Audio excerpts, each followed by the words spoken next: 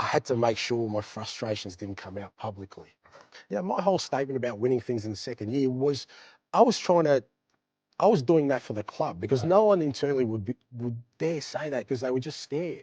You know, when you walk into Tottenham, what you see everywhere is to dare, and yet their actions are almost the antithesis of that in terms of taking a safe path.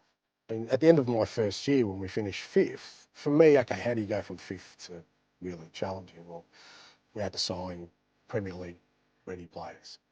But finishing fifth that year didn't get us Champions League. We didn't have the money, so we ended up signing Tom Solanke, who was absolutely, I was really keen, I really like him.